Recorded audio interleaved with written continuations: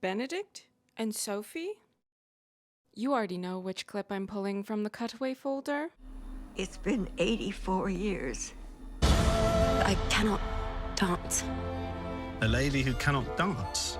Are guys so simple that you just have to put on a pirate skeezer dress and suddenly they want to talk to you? Wow.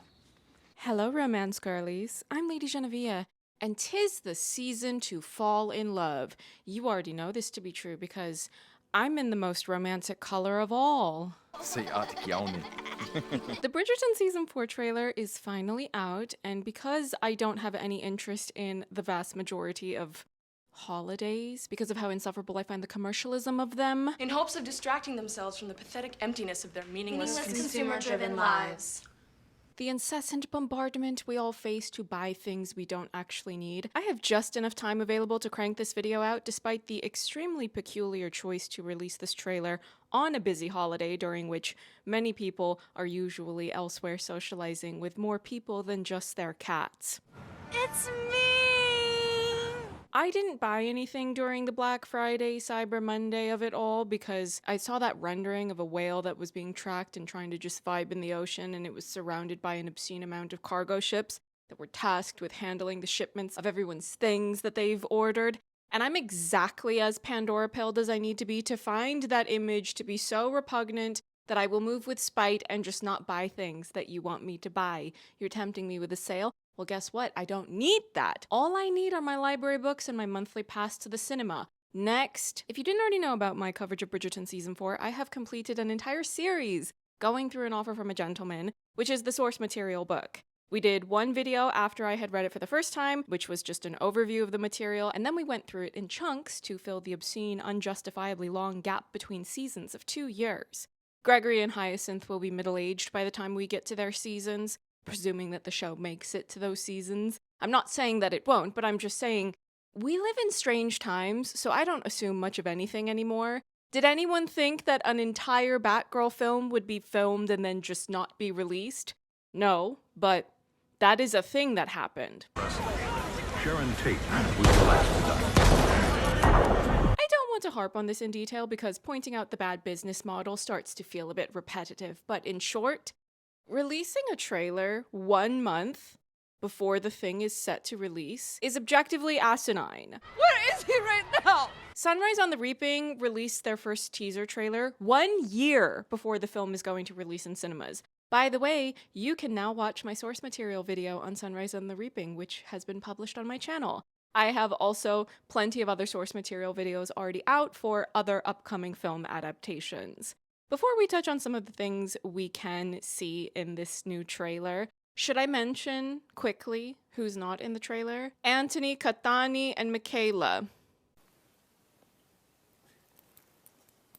We begin another season. I should like great gossip. The trailer opens with Penelope meeting with the monarch, and if you're sick of me complaining about monarchy, imagine how tired working class people who live under that system, that very same monarchy, today, how sick they are of their taxes going towards those people's mansions. Don't make me start quoting James Connolly because I will do it. I read his writings this year and I'm feeling very inspired to be impolite. What is monarchy? From whence does it derive its sanction? What has been its gift to humanity? Monarchy is a survival of the tyranny imposed by the hand of greed and treachery upon the human race in the darkest and most ignorant days of our history. It derives its only sanction from the sword of the marauder and the helplessness of the producer, and its gifts to humanity are unknown, save as they can be measured in the pernicious examples of triumphant and shameless iniquities. So Penelope, possibly,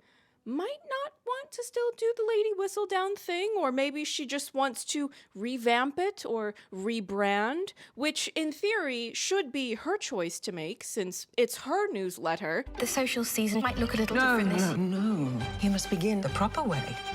Dearest gentle reader. She's also a mother now, so maybe she would just rather hang out with her new baby and her husband and her larger extended family instead of having to skulk around and listen to the inane ramblings of the bourgeoisie of the ton to gather enough material to be able to write the newsletter. But it doesn't seem like she has free will, as the Queen is forcing her to carry on. For what exactly? For the Queen's amusement? entertainment? Don't you have a job to do? If you're really meant to be a leader of the people, why not worry about whether or not those of your subjects who are living in poverty have their basic needs met? Housing, food and water, medicine. See, if you had released this trailer 5 months ago, as would have made more sense to do, you might have caught me in a more generous spirit. But I just, yesterday, finished reading this book on Fred Hampton, so I have no patience left to spare for those who live in such extravagance with no regard for helping those in need. Sure, I've my gun ready, Kathleen! That's a knife. You have to compensate, Kathleen. Times are hard. Isn't this so like an English monarch to make a mockery of the only Irish woman around in this ensemble? Penelope's English. Don't tell me what to think, because I have not forgotten about Penelope O'Featherington. I don't care if she's married now. That's Lady O'Featherington to you. Laureen Shiguelga Gocklaw. That's my headcanon. I live there because it's more fun that way. England, the British Empire, was and is the bourgeoisie personified, the incarnate beast of capitalist property, and her heart was as tender as that of the tiger when he feels his victim helpless in his claws. For the season's most notorious gentleman, Benedict Bridgerton, he must bow to that most powerful of forces, mothers. If you've read this season's source material, or even a few of the other books in this series, you will probably know that Book Violet is characterized as being highly determined to get her children married, or at the very least, the children who are old enough to pursue marriage, depending on which story you're in. I haven't gotten to Eloise, Gregory, or Hyacinth's books yet, so I have yet to hear her make any significant mentions about trying to get the two youngest Bridgertons married, but we will get there if and when we get there. But certainly in Benedict's book, there was no shortage of her being quite insistent that he needed to find a wife. You simply must marry. You have not met the right young lady. I am charting a more venturesome course. You're a rake. I had no idea. I'm vaguely aware of there being some discourse at various points in time about growing tired of watching the Bridgerton men being incessantly turned into rakes. I don't see as much discourse about the show anymore because I quit using Twitter. Thank you. I'm very happy to be here. It's just an honor to be nominated. I don't think enough people realize how much fun it is to move in ways that are spiteful towards billionaires and big tech oligarchs. The hours of scroll time I took away from Twitter and redirected towards reading library books, they will never get those hours from me again. And that delights me endlessly. You having an unnatural allegiance to losers is not like you. But all of this to say, I am aware that this was a talking point at some point, especially during season 3, because Colin was never characterized in that way on the show, and then season 3 happened, and all of a sudden he was. And some people did not like that choice. Some people just went with the flow, but I reckon that when we have 3 seasons in a row where it is a male Bridgerton that is having their love story and they're showing us their promiscuity when they're in the midst of that love story, I won't speak for any other viewers of the show because everyone is going to have their own opinion about those types of details, but if I turn on Bridgerton season 4, and if I have to see Benedict, Monsieur Capybara, thrusting and gyrating with other partners, I will be skipping over that scene on any and every rewatch I might choose to do because, get that away from me. Did Mr. Darcy and Mr. Bingley have relations with other women before they ended up with Elizabeth and Jane Bennet? Probably, but we didn't have to watch that happen in 4K, nor would we want to. Take it away before I gag. It's not romantic. And that's not the fantasy we're here for. Now, I'm not angry about them reminding us that Benedict is very casual and free love.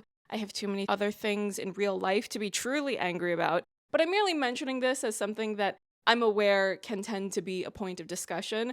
Ultimately, I don't have to love 100% of a work of fiction's execution to rate that fresh. If I like more of how it's executed than I dislike of how it's executed, it will still earn a fresh rating. And to be honest, because of the fact that Benedict is my favorite Bridgerton on the show, if he's acting ridiculous, that's just an excuse for me to poke fun at him and roast him from a place of love. Do you think I went on a long rant about Jake Sully backsliding on all of the progress he made on his relationship with Loak because I don't care about that family? No, I'm very invested, actually. I see you, Sullys. How long do you think it will take for Spider to start demanding to be called by that surname? He'll definitely be taking Kitty's surname. He's that type of guy, and you won't tell me he's not. Can you imagine how beautiful a ball would be? How horrible it is to be on one's feet all night. They will attend the ball tonight, and they will not appreciate any of it. I don't know how I feel about the fact that we hear very little dialogue in this trailer from Sophie's stepfamily. Why am I not hearing Araminta and Posey speak? I should be hearing all three of them. The opening of this trailer should have been an establishing clip of that family dynamic. Are you forgetting the fact that this is the main girl of season 4? And for the casual viewers who don't know already that this is a Cinderella retelling, you should probably make that known right away. Are you kidding me? How many people in your target audience have a nostalgic warmth towards films like Ever After? The romance girlies love a classic romance retelling if it's done well. All the eyes of the town will be on us at my masquerade ball. But no matter, Violet's masquerade ball is underway. It's time to get ready, and Sophie wants to go to the ball. Just once. Just have that feeling for one glorious night. You could go tonight. We would need to find me a good costume. I love that she has so much energy and presence right from the very beginning. I don't need to see a demure, delicate, wilting flower. She has lived a rough life. She needs to have that working class straightforwardness. I am so tired of listening to posh people speak. If it weren't for the fact that Sophie needs to have a more posh accent, because of the fact that it's part of her backstory, she had some formal education before her father died, and this is a clue that the Bridgertons are able to use while they have her under their roof and they're wondering what her full story is. I would have said that I wanted Sophie to have a working class accent. I would like this show so much more if I didn't constantly have to listen to so much posh English. It's the absolute worst kind of English to listen to. If you have to speak English, I want you to be as regional as possible. That's what actually keeps my attention. As soon as that foot goes in that glass trotter, I'm gone, mate. This is clearly Mrs. Gibbons, right? I wish we could have more time with her and Sophie together, but I would assume we're not going to see them together and their dynamic that they've built after episode 1, maybe episode 1 and 2. 8 episodes is nothing, especially when you have 50 characters listed as being part of the main billing. I mean, that's ridiculous. Come on, that's ridiculous. Am I right? Am I right? 100 characters is far too many for a main ensemble. You need to cut that down. Even La Venganza de Analia has less than 200 characters in the main ensemble, and they have 50 or 60 something episodes per season. Remember when Netflix original series used to land somewhere in the realm of having 13 episodes per season? Imagine a Bridgerton love story with 13 episodes. Wow. Remember the Frank Castle and Karen Page romantic tension spread across 13 episodes? I mean, technically it was longer than that because those two were already giving vibes in Daredevil season 2, but then we got to The Punisher season 1, which was absolutely ridiculous. Episode 10 had some of the most unhinged fanfiction energy. You could go tonight. We would need to find me a good costume. Mrs. Gibbons, an Asian woman. I've known her for all of 5 seconds, and guess what? I'm already a fan. I like her more than most of the people on this show, as a matter of fact. To be honest, at least 50% of that is the accent. I hear her speak and I trust her. We would need to find me a good costume. The shoes, we've been waiting and we finally get to see the shoes. The shoes that Sophie wears to the ball, the shoes that were taken from Araminta's closet, the shoes that are fake, but Araminta still tried to use them to get Sophie thrown into jail and shipped off to Australia, as if Australia wasn't already overrun with too many English people. I saw Faraway Downs, and I loved it. I haven't been able to watch it again because they won't release it on physical media, but if you have some free time and you would like to be annoying, feel free to be as annoying as possible to whomever the decision makers are regarding that. Release Faraway Downs on physical media because I need it in my collection. They will attend the ball tonight and they will not appreciate any of it. Just once. Just have that feeling for one glorious night. Do you know what I like about Sophie's lines about wanting to go to the ball? It's the fact that there is zero mention in this preview about any sort of attempt to find a husband. She just wants to go and vibe. She just wants to get dressed up, see the decor, experience the ambiance. You're quite the teacher. I'm completely slightly ambivalent about these previews of Eloise, Colin, and Alice dressing up for the masquerade, but that's simply because I'm burnt out from the overstuffed nature of the show's ensemble. If it's not Benedict and Sophie, I can't bring myself to care right now. This is their season. All I need to see at this point is them and the few bits of characters and story that are in their most immediate orbit. Sophie, her stepfamily, and the workers she spends her days with at various points in the story. Benedict, the Bridgertons, and Penelope O'Featherington too, because that's her name, even if she is married. We're not English washing the Irish. We don't do that here. And if you think I'm doing too much, I will rebut that point by saying that I'm simply committing to the bit, because committing to the bit is what the Irish do, and if you don't like it, you should really reflect on your biases against the Irish. Obviously, we completely encourage people to go out and punch their local cops. Oh, beat the cops asunder. I would need to be well disguised. Just be out by midnight. I'm glad we have some small mentions of Cinderella-adjacent details such as these because, again, not everyone reads the source material, and not every viewer that will hopefully tune into the show is going to keep up with every detail of the show's ongoings during the off-season. So touching on something that's familiar, such as the Cinderella story and its many versions, while also doing your own spin on that material, is potentially a good way to win over the audience that is best aligned with the premise and the material. I know there can often be a larger disdain for the corporate franchiseification of filmmaking that happens nowadays. There can be complaints that original stories are not being chosen enough to be greenlit for new films and television series, but I would argue that I don't look at it as an all or nothing situation. You do need to make room for new stories to shine, but also retelling, readapting, and reimagining stories is in fact a pillar of how those stories have been kept alive over centuries. I cannot dance. A lady who cannot dance. I love this exchange, specifically because it touches on something that I really liked about the way these two danced around one another, figuratively speaking, during the masquerade ball in the book. He was paying very close attention to her and any little things she might give away when they were talking, and this was part of how he would play detective and try to figure out who she is. For a lady to be at a ball, dressed up in her best masquerade attire, she's on theme, but she doesn't know how to dance? Remember that learning these silly little jigs they do is part of the lifestyle of being in this upper class world. That's part of how you prepare to go into the social events and find a match and, by extension, maintain or rise up the economic hierarchy. For her to not know how to dance whatsoever, well, that's different. It's unusual. You're quite the teacher.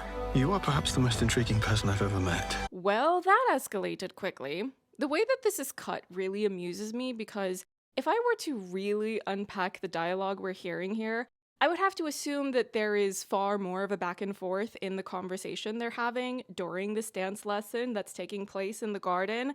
But with it being clipped in the way that it is for a trailer, it sounds like she's saying a polite, albeit friendly compliment, and immediately he's escalating that with the vibe of being ready to get on his hands and knees for her. He's already in love.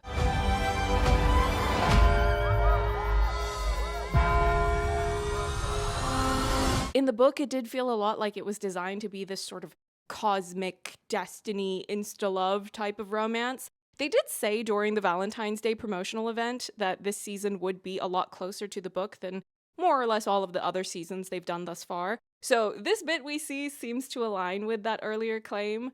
A claim made, 10 months ago? Doing the Valentine's Day promotional event and not releasing a trailer then was, well, it was something. Behind the cover of a mask, anything can happen. We must find the owner of this glove. I am so glad we are seeing Benedict and Eloise together again. While he's in the thick of agonizing and yearning for his lady in silver, their relationship was one that I really enjoyed, but the show fell off of giving them time together to the degree that they should.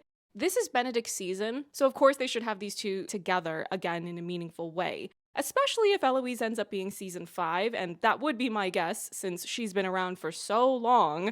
I don't have as much to say about Eloise just yet, but I should have more to offer once season 4 starts to release its episodes. I am going to read her book, but not just yet. Right now, I am reading Paradise Lost by John Milton, and I'm also going to reread People We Meet on Vacation to refresh myself for the upcoming film adaptation that will be releasing very soon. And of course, I will be reviewing that since I already published my source material video on this. But once these are done, I will be reading Eloise's book for the first time. I am curious about if Sophie will continue to hold on to the glove during all of the time that happens afterwards, even when she leaves Araminta's household and eventually makes her way back and she's working under the Bridgertons.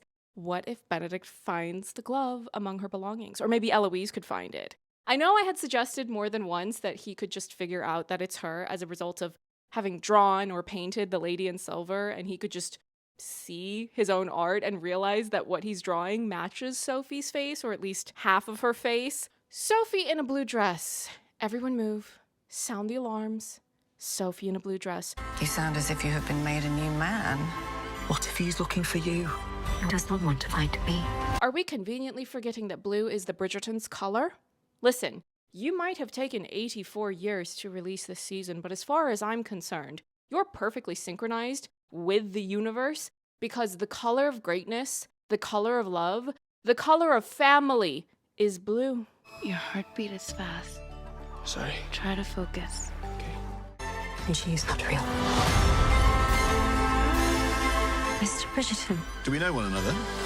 Is it just me, or is this clip seemingly revealing that when Sophie and Benedict are finally reunited for the first time after the masquerade, she is not in the midst of being essayed? And that's good, because I did not want to watch that happen on a romance show. I'm here for whimsy and banter and romance. I'm not here to watch violence. If romance is not the primary genre, but romance exists within a story that is first and foremost a different genre, such as action or drama, I'm going to judge that differently. But if you are aiming to entice me with the promise of romance, and then I have to watch someone, namely your one and only East Asian woman lead, be subjected to that, oh, I would have complained. A lot. And I would have done so unapologetically. Miles Braun is an idiot. Imagine if Sophie had slipped up in this moment and called him Benedict. I would have laughed, probably. But even so, this is what I was waiting for. I was waiting for any glimpse of a Benofi scene that wasn't from the masquerade. Now, don't get me wrong, I enjoy the masquerade, but I wanted a sample platter that spanned a broader range of their relationship timeline. And the glimpse of the lake scene, hilarious, such fun, and also his vibe in this definitely feels correct. If you read the book, his energy when he realizes that Sophie's there because he can just sense when she's nearby, he's too, I don't know, angry or aggressive. It's just completely wrong in his characterization compared to the Benedict we've gotten to know on the show. He practically seems none the wiser that she's there in this preview. Maybe she'll be trying to scurry off and accidentally step on a branch or some leaves and make a noise, and that will alert him to her presence. You're like a baby, making noise, don't know what to do. Cute! Bring on the flirting and banter. And by the way, don't get rid of your leaves. That's bad for the environment and the ecosystem. I hate to break it to you, but I'm gonna. First of all, leaf blowers cause enormous pollution, but the dead leaves are needed for larger cycles of nature to do their thing. Don't make me summon Ewa. Or perhaps we'll all just embody her essence and get active ourselves. Isn't that what we're really supposed to be taking away from the Avatar films? What? Who said that? I did no such thing. How could you even suggest that?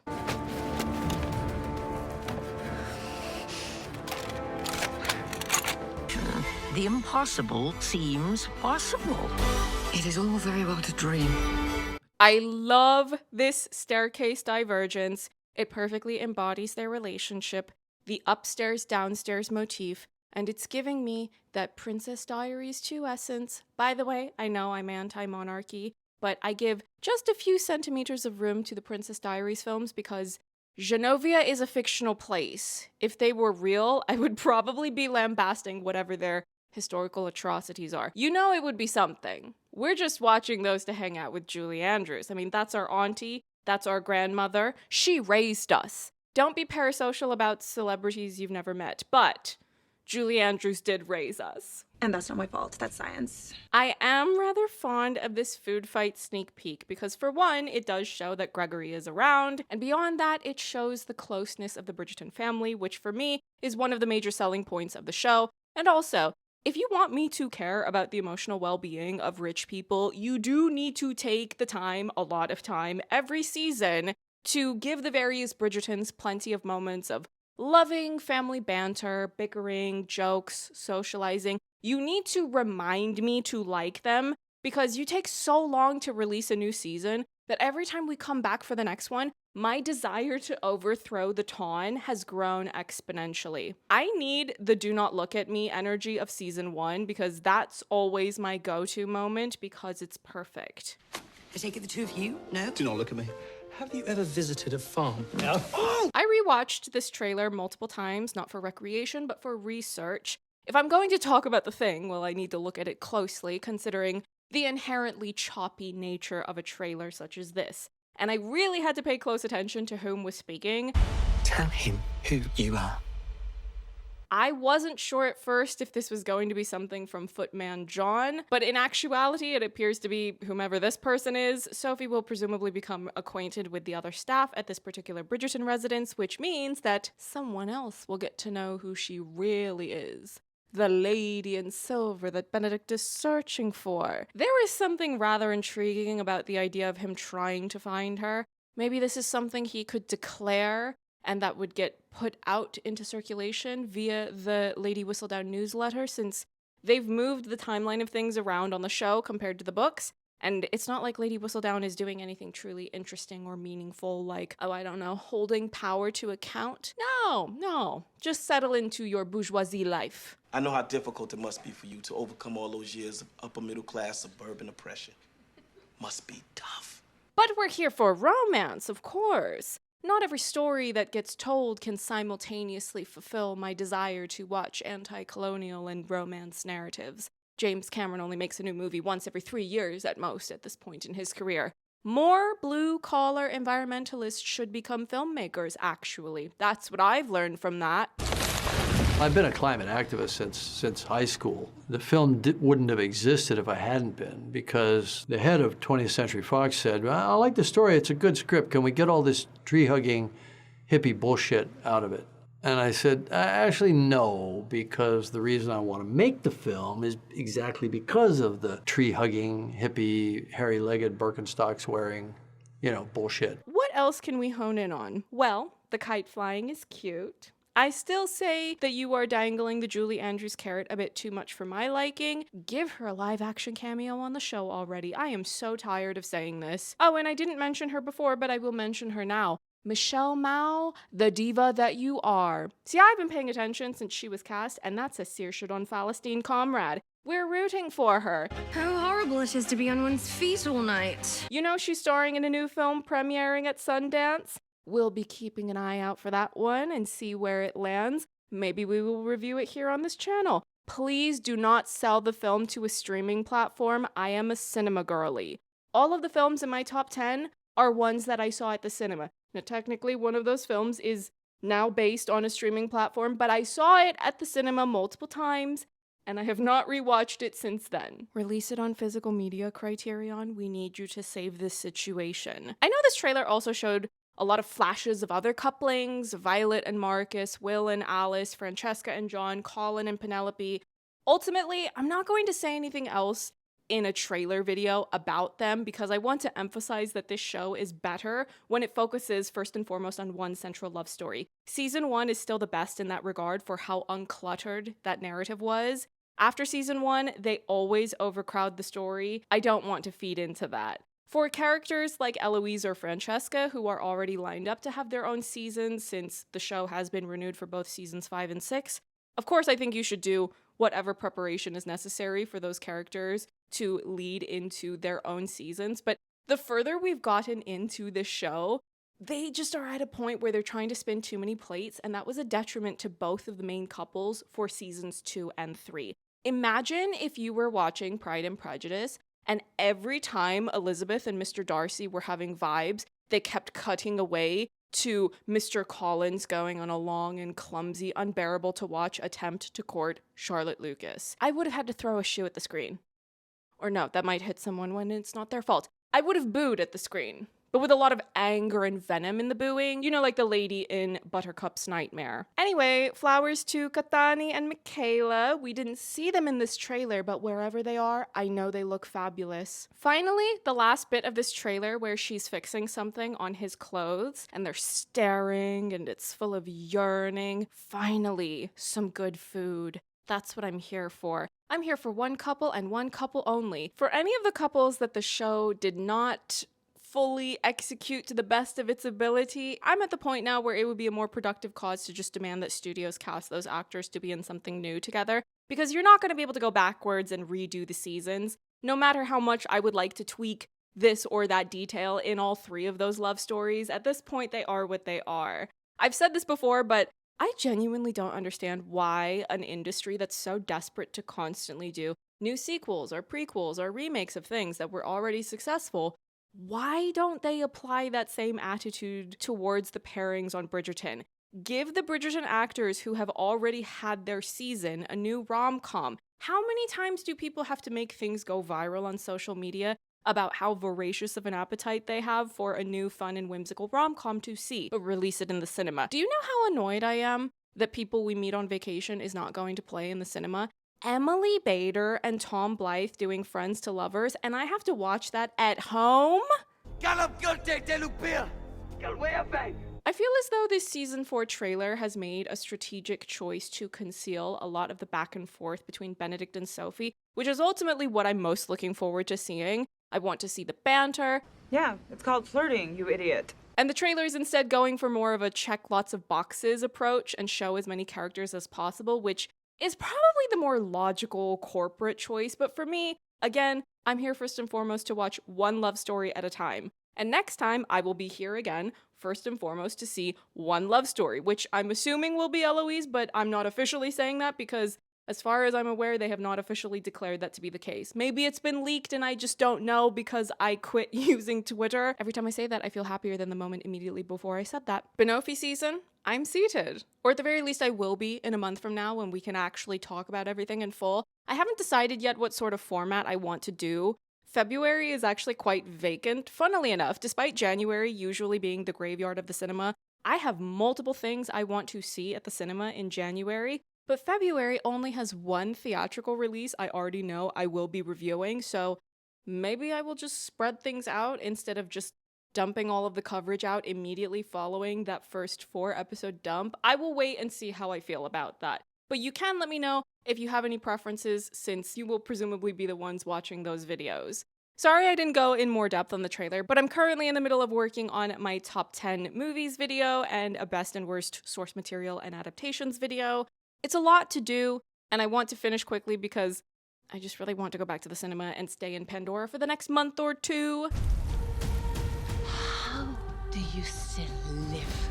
It's my favorite movie of all time. Me too.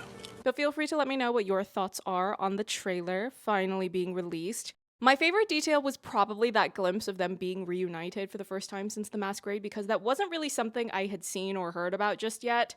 When you think about the more obviously romantic moments, like everything that happens at The Masquerade, or of course, the highly anticipated lake scene, those were mostly things that we had either seen already or heard about before this trailer's release, but I personally really didn't want to have to watch Sophie be attacked the way that she was in the book, so even if she has some sort of encounter that leads her to that point, from what I can gather from this clip, I'm assuming that whatever that is, it's far more toned down than what you read in the book, and that's something I can be more at peace about. Bring on the romance. Mr. Bridgerton. Do we know one another? You two have never had sex. Our connection is based on spiritual, not physical intimacy.